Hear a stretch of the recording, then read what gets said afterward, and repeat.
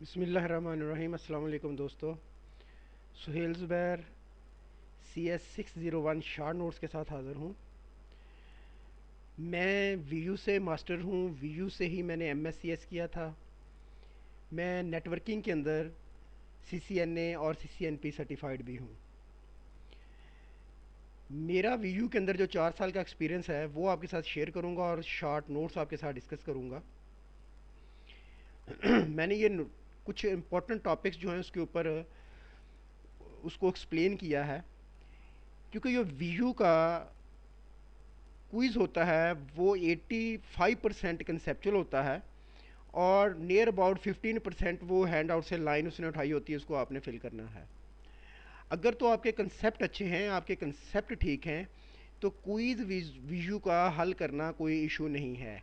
आप बड़ी आसानी से नंबर ले सकते हैं इसके अंदर। उसमें आपको करना क्या है, जो मेजर टॉपिक्स होते हैं उसको आपको गो थ्रू करना होता है। मेजर डेफिनेशंस वगैरह होती हैं। ये 45 मार्क्स का क्विज़ आएगा, मतलब इसमें 45 क्विज़ होंगे और 85% ये कंसेप्चुअल होंगे। आपको अपने कंसेप्ट क्लियर करने, जितने आपके कंसेप्ट स्ट्रांग होंगे उतनी इजीली आप क्विज़ को सॉल्व कर लेंगे। आपको किसी रट्टा मारने की ज़रूरत नहीं है। सादा सी बातें मैं इस प्रेजेंटेशन के अंदर एक्सप्लेन करूँगा। बहुत आसान अल्फाज में आपको ये बेसिक टर्म्स की बताऊँगा। ये हमारा फर्स्ट पार्ट है। इसके बाद अगले पार्ट के अंदर हम दूसरे लेक्चर के अंदर हम OSI मॉडल और इनकोडिंग स्कीम को डिस्कस करेंगे, DT और DCE को डिस्कस करेंगे। तो चलिए, तो दोस्तों, अगर आपने हमारा चैनल सब्सक्राइब नहीं किया तो चैनल सब्सक्राइब कर लें, ताकि बेल आइकॉन पे क्लिक कर लें ताकि सबसे पहले वीडियोस आपको हासिल हो सकें। सबसे पहले जी, डाटा कम्युनिकेशन क्या होती है। अच्छा, मैं पहले भी बात कर चुका हूँ। मैं आपको कंसेप्ट दूंगा। रिटर्न सारा मटेरियल आपके पास हैंड आउट्स और स्लाइड्स और बुक्स की सूरत में अवेलेबल है। जिसके पास बुक्स ना हो वो मुझे ईमेल कर दे, मैं उसको बुक्स दे दूंगा। मेरे पास इसकी जो टेक्स्ट बुक्स हैं वो भी अवेलेबल हैं। डाटा कम्युनिकेशन होती है जी exchange of data between source and destination. यहाँ पे देखें, ये एक सेंडर है, ये एक रिसीवर है। ये जब डाटा भेजेगा तो ट्रांसमिशन सिस्टम से होते हुए डाटा डेस्टिनेशन तक चला जाएगा। ये है जी सिंपल अल्फाज में data communication. Source to destination delivery of message is called data communication. अब इसके अंदर कुछ ट्रांसमिशन सिस्टम होगा। अगर मैं टेलीफोन, पब्लिक टेलीफोन की बात करूं तो आप टेलीफोन सेट से नंबर डायल करते हैं, वो DP तक जाता है, वहां से एक्सचेंज तक, फिर अगली DP तक और मुतलका बंदे को जाके फ़ोन आपका कनेक्ट हो जाता है। अगर मैं पब्लिक इंटरनेट की बात करूं तो आपके पास PC होता है, आगे मॉडेम, मॉडेम से आगे राउटर, फिर अगले बंदे का मॉडेम और फिर उसके पास PC। इस तरह से आपका डाटा एक जगह से दूसरी जगह ट्रांसफ़र हो जाता है। सोर्स से डेस्टिनेशन तक डाटा ट्रांसफ़र को डाटा कम्युनिकेशन कहते हैं। अच्छा जी, इसकी कुछ करेक्टरिस्टिक्स हैं डाटा कम्युनिकेशन की। वो 4 मेजर हैं, वो देख लेते हैं क्या होती हैं। एक होती है जी डिलीवरी। अब डिलीवरी ये है कि हमने जिस बंदे को कॉल मिलाई है उसी को ही मिले, मतलब करेक्ट डेस्टिनेशन पे पहुंचे। ये तो हो गई डिलीवरी। मैं जो वेबसाइट ओपन करना चाह रहा हूँ वही खुले, ये हो गई डिलीवरी। एक्यूरेसी क्या है, डेट मैं जो बोल रहा हूँ वही आप तक पहुँचे, ये है एक्यूरेसी। ट्रांसफ़र ऑफ डाटा ना, आप दो बंदे आपस में बात कर रहे हैं, मैं जो बोल रहा हूँ वही दूसरे तक पहुँचे, ये एक्यूरेसी कहलाती है। टाइमलाइंस, अगर हम वीडियो कॉल कर रहे हैं तो हमारा डाटा जो होता है वो टाइमली वहाँ पे पहुँचना। ये ना हो कि 20 मिनट बाद पहुँच रहा है या 10 मिनट बाद पहुँच रहा है। वीडियो कॉल हो रही है, ऑडियो कॉल हो रही है, तो हमारा data as it is within time frame वहाँ पे पहुँच जाना चाहिए according to the speed of the medium. एक चीज़ होती है जीटर। जीटर क्या होता है, वेरिएशन इन टाइम। क्या होता है, वेरिएशन इन टाइम। क्वेश्चन आपको ऑब्जेक्टिव आएगा कि variation is time is called jitter. मतलब एक फ्रेम आया 2 सेकंड बाद, अगला आया 10 सेकंड बाद, अगला आया 5 सेकंड बाद। ऐसा नहीं आना चाहिए। एक फ्रेम 2 सेकंड बाद आया, अगला भी 2 सेकंड बाद ही आना चाहिए। अगर एक 3 सेकंड बाद आया, अगला भी 3 सेकंड बाद आना चाहिए। This is called jitter. Variation in time frame is called jitter. अच्छा जी, उसके बाद है कंपोनेंट्स ऑफ डाटा कम्युनिकेशन। क्या होते हैं जी, प्रोटोकॉल होता है, सेट ऑफ रूल्स। अच्छा, प्रोटोकॉल की डेफिनेशन आपको ऑब्जेक्टिव आएगी, set of rule is called protocol. Protocol क्या होता है? किसी से बात करने का कोई तरीका, किसी से कम्युनिकेशन करने का तरीका, डाटा एक्सचेंज करने का तरीका। अगर हम क्लास में हों तो क्या प्रोटोकॉल हो सकता है जी? जब टीचर बात कर रहा होगा तो स्टूडेंट नहीं बोलेंगे, जब स्टूडेंट ने क्वेश्चन करना तो हाथ खड़ा करेगा। हाँ, ठीक है। तो ये रूल्स होते हैं। इसी तरह जब डाटा ट्रांसफ़र करना है तो कुछ प्रोटोकॉल्स हैं, वो आगे हम ओएसए मॉडल के अंदर देखेंगे। बहुत सारे प्रोटोकॉल हैं लेयर्स की सूरत में, डाटा एक जगह दूसरी जगह कैसे ट्रांसफ़र होता है। कुछ प्रोटोकॉल्स हैं जिसकी मदद से फिर डाटा एक जगह से दूसरी जगह, सोर्स से डेस्टिनेशन तक या सेंडर से रिसीवर तक ट्रांसफ़र होता है। अच्छा जी, कंपोनेंट डाटा कम्युनिकेशन के क्या होता है? कुछ प्रोटोकॉल्स होंगे, एक सेंडर होगा, मीडियम होगा। मीडियम ट्विस्टर वायर हो सकता है, फाइबर ऑप्टिक हो सकती है, कोएक्सियल केबल हो सकती है, माइक्रोवेव। अगर आप वाईफाई की बात कर रहे हैं तो माइक्रोवेव, सैटेलाइट की बात कर रहे हैं तो माइक्रोवेव्स। अच्छा, सबसे फास्टेस्ट जो है वो इसके अंदर फाइबर ऑप्टिक है, 10 गीगाबिट्स पर सेकंड, और स्लोएस्ट माइक्रोवेव है 100 मेगाबिट्स पर सेकंड तक। फिर एक मैसेज होना चाहिए जो डिलीवर हमने करना है, और एक रिसीवर होना चाहिए। इस साइड पे भी प्रोटोकॉल होंगे, सोर्स की साइड पे भी प्रोटोकॉल होंगे, और डेस्टिनेशन की साइड पे भी प्रोटोकॉल होंगे। आपको क्वेश्चन आएगा components of data communication, how many components of data communication? तो सिंपल सी बात है, 5। कौन कौन से? प्रोटोकॉल, सेंडर, मीडियम, मैसेज और रिसीवर। सेंडर क्या होता है? जो मैसेज सेंड कर रहा है। रिसीवर क्या होता है? जो मैसेज रिसीव कर रहा है। मीडियम क्या है? जहाँ पे डाटा आपका ट्रैवल करता है। मैसेज वो एक्चुअल इन्फॉर्मेशन जो आप ट्रैवल करवाना चाहते हैं। और प्रोटोकॉल क्या? सेट ऑफ रूल जिनकी मदद से डाटा ट्रैवल करेगा या एक्सचेंज होगा। अच्छा जी, अब कुछ की डाटा कम्युनिकेशन टर्मिनोलॉजीज़ हैं, वो मैंने बताई हुई हैं। लिंक, लिंक क्या होता है? ये देखें, दो डिवाइसेस के दरमियान ये जो केबल लगी हुई है इसे हम लिंक कहते हैं। अगर मैं ये केबल काट दूँ, अगर मैं ये केबल काट दूँ तो हम उसे क्या कहते हैं? लिंक डाउन हो गया जी, इसे लिंक कहते हैं। जो आपका मीडियम है ये लिंक कहलाता है। पाथ क्या होता है? सोर्स से डेस्टिनेशन तक। देखें, अगर मैं इस सिस्टम से इस सिस्टम तक मैसेज ट्रांसफ़र करना चाह रहा हूँ तो मेरा पाथ ये है। ये देखें, यहाँ से यहाँ से यहाँ से यहाँ से, ये पाथ है मेरा। ये पाथ कहलाता है। सोर्स से डेस्टिनेशन जो होती है वो हम पाथ कहलाती है। पैकेटाइजिंग क्या होती है जी? अच्छा, ये जो आप डाटा इधर से भेजेंगे तो ये सारे का सारा एक ह्यूज अमाउंट ऑफ डाटा नहीं जाएगा। ये पैकेट बनेंगे, इसके पैकेट्स। उसके ऊपर सोर्स और डेस्टिनेशन का आईपी एड्रेस लिखा जाएगा, भेजने वाले का और जिसको जाना है उसका। इसको हम पैकेट कहते हैं। ट्रांसपोर्ट लेयर पे सेगमेंटेशन होती है, मतलब डाटे के आप पैकेट्स बनते हैं, और नेटवर्क लेयर के ऊपर उन पर आईपी एड्रेसिंग होती है। ये आगे हमने ओएसए मॉडल के अंदर देखना है। पैकेट होता है। उसके बाद राउटिंग। राउटिंग क्या होती है जी? ये देखें, अब मैं डाटा भेजना चाहता हूँ इसको, तो जब पैकेट इसके पास आएगा, अब देखें पैकेट बन चुका है, पैकेट इसके पास आएगा। ये अब देखेगा जिसको भेजना चाहते हैं क्या उसका एड्रेस मुझे मालूम है। अगर इसे मालूम है तो वो उधर को मूव करवा देगा पैकेट को। अगर मालूम नहीं है तो यहीं पे पैकेट स्टार्ट हो जाएगा, कहेगा मुझे नहीं पता आप किसको पैकेट भेजना चाह रहे हैं। ये राउटिंग होनी चाहिए। इसके पास आएगा, ये भी देखेगा पैकेट किधर को जाना है, क्योंकि ऊपर को भी जा सकता है, इधर को भी। इसे पता होगा कि पैकेट को इधर को भेजना है। ये यहाँ पे आएगा, ये इसको पता है कि यहाँ पे भेजना है पैकेट को। ये राउटिंग जो होती है, ये मेरी आप वीडियोस भी, इस चैनल को सब्सक्राइब कर लें। वीडियोस भी इसके ऊपर पड़ी हुई हैं, चैनल के ऊपर वीडियो पड़ी हुई हैं सीसीएनए से मतलब। स्टैटिक राउटिंग पड़ी हुई है, डायनामिक राउटिंग पड़ी हुई है। तो आप वहाँ से भी बिल्कुल सही आपको समझ आएगी कि राउटिंग क्या होती है। सर्किट कंड्यूट, जहाँ से डाटा आपका ट्रैवल हो रहा होता है, मतलब सर्किट क्या होता है? वायर जिसके अंदर से डाटा ट्रांसफ़र हो रहा होता है। अच्छा जी, नेटवर्क क्राइटेरिया होता है। हम किससे कहते हैं कि ये नेटवर्क बड़ा अच्छा है? किसको हम कहते हैं कि ये बड़ा अच्छा नेटवर्क है जी? नेटवर्क क्राइटेरिया किस बेस पे हम कहते हैं कि ये बड़ा अच्छा नेटवर्क है? उसकी परफॉर्मेंस, उसकी रिलायबिलिटी और उसकी सिक्योरिटी की बेस पे। परफॉर्मेंस क्या है? कि ऐसा नेटवर्क है जो बहुत ज़्यादा यूज़र्स को हैंडल कर सकता है, नंबर ऑफ़ यूज़र को सपोर्ट कर सकता है। अगर वीडियो की साइट है हमारी, लाखों इसमें स्टूडेंट्स हैं इसके साथ अट्रैक्ट करते हैं वेबसाइट पे, अगर ये नेटवर्क अच्छा ना हो तो वेबसाइट बैठ जाएगी, क्योंकि जब नंबर ऑफ़ यूज़र को हैंडल नहीं कर पाएगी तो सिस्टम बैठ जाएगा। इसलिए अच्छा नेटवर्क वो होता है जिसकी परफॉर्मेंस अच्छी हो, नंबर ऑफ़ यूज़र को हैंडल कर सके। टाइप्स ऑफ ट्रांसमिशन मीडियम, अगर वो पुराने दौर का इन्होंने केबलिंग की हुई है वो 56K की, तो फिर भी इसकी नहीं। ट्रांसमिशन मीडियम मस्ट बी या फाइबर ऑप्टिक। अब इनके पास सर्वर्स बड़े अच्छे होने चाहिए, हार्डवेयर सॉफ्टवेयर एफिशिएंसी जिसकी अच्छी हो। अच्छा जी, परफॉर्मेंस में 3 चीज़ें आ गई, number of user, types of transmission medium मतलब fibre optics, capability of connected hardware, and efficiency of software, मतलब अच्छी क्वालिटी के सर्वर और उनके अंदर अच्छी क्वालिटी के ऑपरेटिंग सिस्टम्स। अब रिलायबिलिटी क्या होती है? रिलायबिलिटी ये होती है कि कितना का रिलायबल है ये नेटवर्क। कोई इशू आ जाए, अगर इसे रीबूट होना पड़ जाए, अगर इसे रिकवरी करनी पड़ जाए, अगर कोई डिज़ास्टर आ जाए, तो ये कितनी जल्दी से रिकवर हो जाता है सिस्टम, कितनी जल्दी से अप हो जाता है सिस्टम, इसको हम रिलायबल कहते हैं। सिक्योरिटी, सिक्योरिटी क्या होती है? Protecting data from unauthorised access.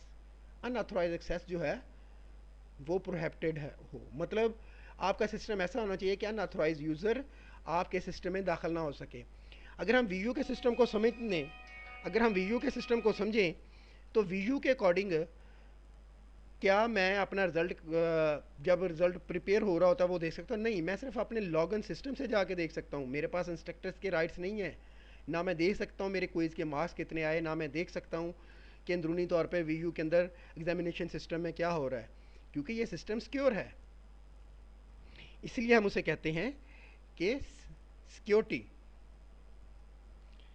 अच्छा जी, उसके बाद आगे चलते हैं जी। की डाटा कम्युनिकेशन टर्मिनोलॉजीज हमारी चल रही हैं। सिंक्रोनाइजेशन क्या होती है? सिंक्रोनाइजेशन ये होती है कि आपका डाटा जो होता है ना, वो पूरे का पूरा नहीं चला जाता। मतलब मैं आपको पहले भी बता चुका हूँ, bits by bits data travel हो रहा होता है। सिंक्रोनाइजेशन क्या होती है? Bits by bits data travel हो रहा होता है। आपका सिस्टम ऐसा होना चाहिए, उसे पता होना चाहिए जब मीडियम से डाटा गुजरे कि ये एक मैसेज मेरे पास आ गया है। सिस्टम को ये पता हो कि कब मैंने एक मैसेज रिसीव कर लिया, अब अगला आ रहा है, अब अगला आ रहा है, अब अगला आ रहा है। मेरी बात समझ में आ रही होगी। ऐसा समझ लें मैंने सिस्टम मैसेज भेजा है सुहेल, जब सुहेल पूरा हो गया सिस्टम को पता चल जाए कि सुहेल आ चुका है। फिर जब ज़ुबैर जाएगा तो फिर अगला उसे पता चल जाएगा सुहेल और ज़ुबैर दो अलग-अलग कीवर्ड हैं, दो अलग-अलग करैक्टर्स हैं, वर्ड्स हैं। तो सिस्टम को ये पता करना, वो कैसे होता है? सिग्नल मिलता है उसे कि ये, जब मैं एक को मैसेज भेज रहा होता हूँ, एक पैकेट जा रहा होता है, एक फ्रेम जा रहा होता है, इसे यहाँ पे हम फ्रेमिंग कहेंगे। फ्रेम जा रहा होता है तो एक फ्रेम पूरा होता है तो एक क्लॉक सिग्नल जनरेट होता है कि फ्रेम ख़त्म। फिर जब अगला फ्रेम जाता है तो फिर एक क्लॉक सिग्नल जनरेट होता है कि स्टार्ट, और फिर एक क्लॉक सिग्नल जनरेट होता है कि एंड। इस तरह से सिस्टम को पता चलता रहता है रिसीवर को कि एक फ्रेम रिसीव हो गया, दूसरा हो गया, तीसरा हो गया, चौथा हो गया। इसे सिंक्रोनाइजेशन कहते हैं। दोनों सिस्टम आपस में सिंक्रोनाइज्ड हों कि कब फ्रेम एक कंप्लीट होगा, कितनी देर में कंप्लीट होगा। अच्छा जी, उसके बाद है एरर डिटेक्शन एंड करेक्शन। अभी हमने बात की कि हम बिट्स बाय बिट्स डाटा भेज रहे होते हैं, ये बिट्स जा रही थी। एक्चुअली तो मैंने ज़ीरो भेजा, मगर दूसरी साइड पे जाके वो वन हो गया, तो इसका मतलब है गड़बड़ हो गई। बात समझ में आई? मैंने ज़ीरो भेजा, दूसरी साइड पे जाके रिसीवर तक पहुंचा, नॉइज़ की वजह से या किसी और वजह से डाटा जो है वो चेंज हो चुका है। तो इस चीज़ को हम एरर डिटेक्शन कहते हैं। मतलब पैरिटी बिट है, चेकसम है, सीआरसी है, ये वो टेक्निक हैं जिसकी मदद से हम आने वाले लेक्चर्स में देखेंगे भी। ये वो टेक्निक हैं जिनकी मदद से हम एरर डिटेक्ट भी करते हैं और फिर करेक्ट भी करते हैं। इसे एरर डिटेक्शन और करेक्शन कहते हैं। अच्छा जी, फ़्लो कंट्रोल क्या होता है जी? फ़्लो कंट्रोल ये होता है कि सेंडर ने डाटा भेजा, रिसीवर की इतनी कैपेबिलिटी नहीं है कि वो डाटा हैंडल कर पाए। सादा सी एग्जांपल मैं आपको देता हूँ। आप दो बॉल्स हाथ में उछाल सकते हैं, आपकी कैपेसिटी मैक्सिमम दो बॉल्स है, चलें जी तीन चार। आप कैपेसिटी से ज़्यादा बॉल्स हाथ पे नहीं उछाल सकते क्योंकि आपकी कैपेसिटी है। इस तरह जब सेंडर डाटा सेंड करता है तो रिसीवर की कैपेसिटी है कि जी मैं 2 MB पर सेकंड रिसीव कर सकता हूँ, मैं 4 MB पर सेकंड रिसीव कर सकता हूँ, मैं 8 MB पर सेकंड रिसीव कर सकता हूँ। जब इससे ज़्यादा होता है तो डाटा लॉस्ट होना शुरू हो जाता है, फिर उसे रीट्रांसमिट करना पड़ता है। इसे कहते हैं फ़्लो कंट्रोल, कि सेंडर और रिसीवर सिंक्रोनाइज हों कि वो कितना डाटा रिसीव कर सकता है। आगे चलते हैं जी। एड्रेसिंग एंड राउटिंग, ये बात मैंने फिर भी बताई है, ये मैंने अपनी ही लेक्चर से टोपोलॉजी एक उठाई है स्टैटिक राउटिंग के ऊपर। एड्रेसिंग और राउटिंग ये होती है,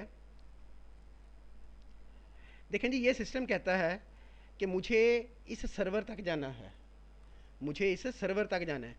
इसने यहाँ से पैकेट भेजा, इस सिस्टम को, इस सर्वर राउटर को पता होना चाहिए कि जिस नेटवर्क पर जाना है वो इधर को है या इधर को है। ये सारी राउटिंग हमें करनी पड़ती है, चाहे हम स्टैटिकली करें, मतलब एडमिनिस्ट्रेटर खुद करे, या डायनामिकली हो, जिस तरह से रिप है, ओ है, EIGRP है, इस तरह से राउटिंग प्रोटोकॉल्स की मदद से हो या स्टैटिक राउटिंग हो। राउटिंग क्या होती है? Choose the best path. Routing होती क्या है वैसे? Choose the best destination path is called routing. मतलब सोर्स से डेस्टिनेशन को डाटा पहुंचाना, वो आपका राउटिंग कहलाता है। अगर कहीं फॉल्ट आ जाए, अगर कहीं फॉल्ट आ जाए तो डाटे को रिकवर, सिस्टम ऐसा होना चाहिए कि जो डाटे को रिकवर भी कर ले और उसको अपनी असली हालत में वापस ले आए। इसको हम कहते हैं recovery. Communication channel. Communication channel क्या होता है जी? Information sent through a communication channel has a source from which the information originate. जहाँ से इंफॉर्मेशन ओरिजिनेट हो रही है उसने डेस्टिनेशन तक पहुँचानी है, रिसीवर तक। इसमें कोई ना कोई डायरेक्शन होती है। सबसे पहले है जी सिंप्लेक्स। सिंप्लेक्स क्या होता है? सेंडर डाटा भेज सकता है, रिसीवर उसे सिर्फ रिसीव कर सकता है, उसको वापस नहीं भेज सकता। इसकी मिसाल ऐसे है कि मैं कीबोर्ड से कंप्यूटर को डाटा दे सकता हूँ, कंप्यूटर वापस कीबोर्ड को कुछ नहीं देता। मैं कंप्यूटर से प्रिंटर को डाटा भेज देता हूँ, प्रिंटर कंप्यूटर को वापस कुछ नहीं देता। आप ब्रॉडकास्ट हो रहे हैं टीवी के सिग्नल, टीवी सिग्नल रिसीव कर रहा है, वापस कुछ नहीं करता, मतलब ओनली वन साइड। इसे हम सिंप्लेक्स कहते हैं। उसके बाद है ट्रांसमीटर डाटा सेंड भी कर सकता है, ट्रांसमीटर डाटा रिसीव भी कर सकता है, बट नॉट साइमल्टेनियसली। मतलब एक टाइम में वो या तो डाटा सेंड करेगा या डाटा रिसीव करेगा। इसकी मिसाल है हब, जो आप स्टार टोपोलॉजीज के अंदर यूज़ करते हैं। हब, हब को जब डाटा रिसीव कर रही होती तो तब वो किसी दूसरे को सेंड नहीं कर रही होती। या वॉकी टॉकी, आपने सुना होगा पुलिस वालों के पास वॉकी टॉकी होती है, वो कहते हैं hello I am going to फ्लां। ओवर, ओवर का मतलब है मैंने बोली अब आप बोलो, क्योंकि अगर दोनों बोलने लग गए तो डाटा कोलाइड हो जाएगा, डाटा किसी को आवाज़ सुनाई नहीं देगी। इसे हम हाफ डुप्लेक्स कहते हैं। हाफ डुप्लेक्स क्या होता है? ऐसा चैनल जो या तो डाटा रिसीव कर सकता हो या सेंड कर सकता हो, बट नॉट साइमल्टेनियसली। अब अगली बात है फुल डुप्लेक्स। फुल डुप्लेक्स क्या होता है? साइमल्टेनियसली आप डाटा सेंड भी कर सकते हैं और रिसीव भी कर सकते हैं, जिस तरह आप मोबाइल पे बात कर रहे हैं किसी से। या स्विच है, तो स्विच जो होता है, टेलीफोन जो है, ये फुल डुप्लेक्स डिवाइसेस हैं। राउटर फुल डुप्लेक्स डिवाइसेस है, ये साइमल्टेनियसली डाटा रिसीव भी कर सकता है, जिस टाइम रिसीव कर रहा है उसी टाइम ये सेंड भी कर सकता है। अच्छा जी, सीरियल एंड पैरेलल कम्युनिकेशन क्या होती है जी? सीरियल कम्युनिकेशन होती है कि आपका एक ही चैनल है, एक ही पाथ है, उसके ऊपर data bits by bit transfer कर रहा है। पैरेलल इंटरफेस या पैरेलल कम्युनिकेशन क्या होती है कि नंबर ऑफ वायर्स के ऊपर आपका डाटा ट्रांसफ़र हो रहा है, ये पैरेलल इंटरफेस कहलाता है। अच्छा जी, asynchronous versus synchronous transmission. Synchronous transmission में आपको बताया हूँ कि आपकी बिट्स ट्रैवल कर रही होती है और क्लॉक सिग्नल आता है तो उसे पता चलता है कि एक फ्रेम पूरा हो गया, और फिर क्लॉक सिग्नल आता है कि अगला फ्रेम शुरू हो रहा है। एसिंक्रोनस के अंदर गैप्स होता है, इसी के अंदर ही, चैनल के अंदर ही स्टार्ट और स्टॉप बिट होती है, जिससे ये पता चलता है कि अब फ्रेम पूरा हो गया है और अब नेक्स्ट फ्रेम शुरू हो रहा है। इसके अंदर गैप्स होते हैं, तो जबकि सिंक्रोनस के अंदर नहीं होते, क्लॉक सिग्नल की मदद से। इसके अंदर बिल्ट इन फंक्शन है स्टार्ट और स्टॉप बिट का, जिसकी वजह से रिसीवर को पता चल जाता है कि फ्रेम मुझे रिसीव हो चुका है, स्टार्ट स्टॉप बिट की मदद से। अच्छा जी, इनक्रिप्शन और डी इनक्रिप्शन क्या होती है? प्लेन टेक्स्ट को हम किसी तरीके से, मतलब एल्गोरिदम्स का इस्तेमाल करके हम उसे इनक्रिप्ट कर लेते हैं, वो ह्यूमन रीडेबल फॉर्म में नहीं रहता, तो उसे हम कहते हैं ये इनक्रिप्टेड डाटा है। फिर हम उसे चैनल के ऊपर, जब वो इनक्रिप्ट हो जाता है फिर हम स्फेयर टेक्स्ट बोलते हैं उसको, फिर उसे चैनल के ऊपर मूव कर देते हैं। जो उसको रिसीव करता है वो, अच्छा दोनों के पास पब्लिक की होती है, वो मतलब जिसे हम पासवर्ड कहते हैं, दोनों साइडों पे पासवर्ड का पता होता है।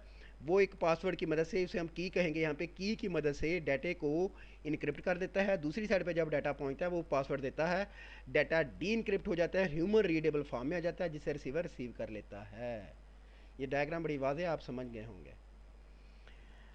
अच्छा जी, compression versus D encryption.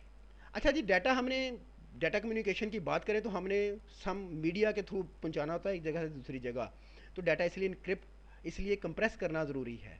Original data कुछ इनकोडर, कुछ कंप्रेसर की मदद से कंप्रेस करेंगे, मीडिया के ऊपर डाल देंगे, जब दूसरी साइड पर रिसीव होगा तो वो वापस डी कंप्रेस हो चुका होगा।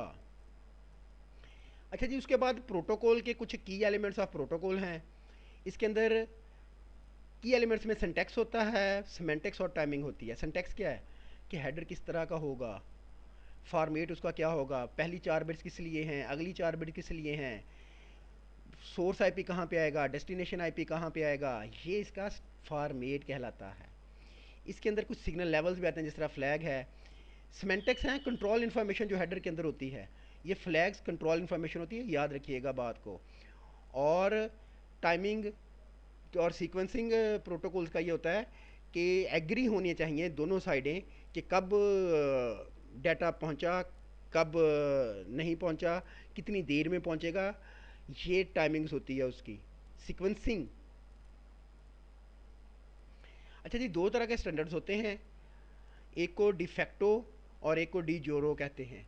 डिफेक्टो क्या होता है, जो बाई फैक्ट होता है, कन्वेंशनल, जिस तरह विंडोज़ के कुछ स्टैंडर्ड्स हैं, और डी जोरो जो बाई लॉ रेगुलेशन एजेंसी होती है, जैसे IEEE है, FCC है, मैनी मोर हैं, उन्होंने कुछ स्टैंडर्ड बनाए, UML है, इस तरह से वो जो स्टैंडर्ड हैं वो डी जोरो कहलाते हैं। और जो कंपनीज़ के अपने होते हैं, जिस तरह डोब के हैं, माइक्रोसॉफ्ट के हैं, उसे डी फैक्टो कहते हैं। जो इंटरनेशनल स्टैंडर्ड ऑर्गेनाइजेशन बनाती हैं उन्हें हम डी जोरो कहते हैं। अच्छा जी, नेटवर्किंग टोपोलॉजीज़ की बात कर लें तो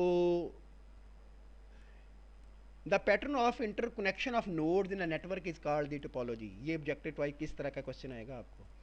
सिलेक्शन क्राइटेरिया क्या होता है जी उसका, हम देखते हैं कि जो हम टोपोलॉजी यूज़ करने वाले हैं उसके ऊपर हमारी कॉस्ट क्या आएगी, उसकी फ्लेक्सिबिलिटी कितनी है, किस मतलब इजी टू रिकन्फिग्रेशन है या नहीं, रिलायबिलिटी क्या है, अप उसका टाइम, रिलायबिलिटी क्या होता है, अप टाइम, उसका फॉल्ट आ जाए तो किस तरह से रिकवर कर सकती है वो, इसे हम रिलायबिलिटी कहते हैं।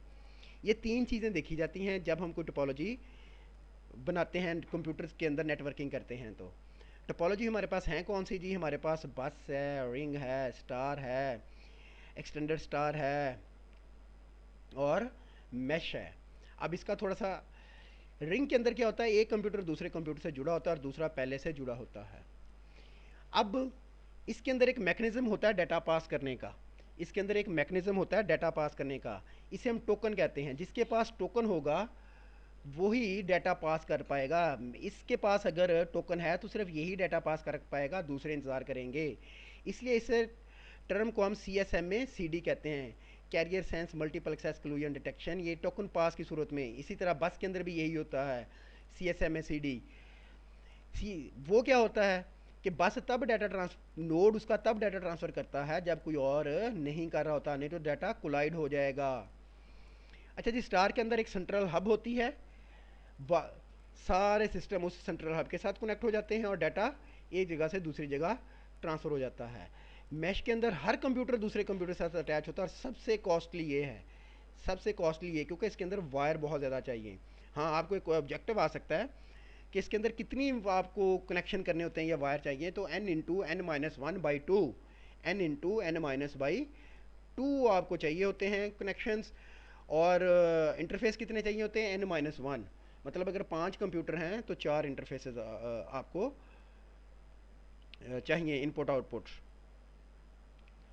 एक सिस्टम के ऊपर, इसलिए ये कॉस्टली है। अब थोड़ा सा इसका ये देख लेते हैं, केबल लेंथ बहुत ज़्यादा चाहिए मैश के अंदर, मोर चाहिए स्टार के अंदर, सबसे कम चाहिए बस के अंदर। ट्रैफिक लेस हैंडल कर सकता है, हाई, मीडियम, नो। क्यों नो लिखा हुआ है, क्योंकि जो मैश टोपोलॉजी होती है मोमन इंटरनेट के ऊपर जो राउटर्स के आपस में कनेक्शन होते हैं वहाँ पे यूज़ होती है, कंप्यूटर्स के लिए मैश टोपोलॉजी का इस्तेमाल नहीं करते। रिडंडेंसी के लिए, बैकअप पास के लिए हम यूज़ करते हैं मैश टोपोलॉजी का, ताकि अगर एक लिंक डाउन हो तो दूसरे से ट्रैफिक गुजर जाए। ये राउटर्स का आपस में जो कनेक्शन होता है वहाँ पे हम मैश का इस्तेमाल करते हैं।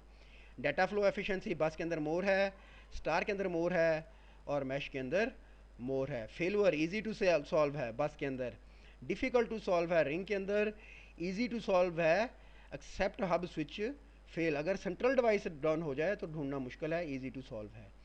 कॉस्ट बस की लो है, रिंग की हाई है, स्टार की हाई है, मैश की हाई है। इन चारों में से किसकी लो हुई, बस की। चलिए तो दोस्तों, अगर आपको ये वीडियो पसंद आई हो, अगर आपको कुछ मज़ीद किसी टॉपिक के ऊपर हेल्प चाहिए हो तो कमेंट में मुझे बता दीजिएगा। प्लीज़ चैनल को सब्सक्राइब कर लें ताकि आने वाली वीडियो आपको मिलती रहें। अगर कोई क्यूरी हो तो कमेंट्स में बताइएगा, हम इंशाल्लाह उसको रिजॉल्व करेंगे।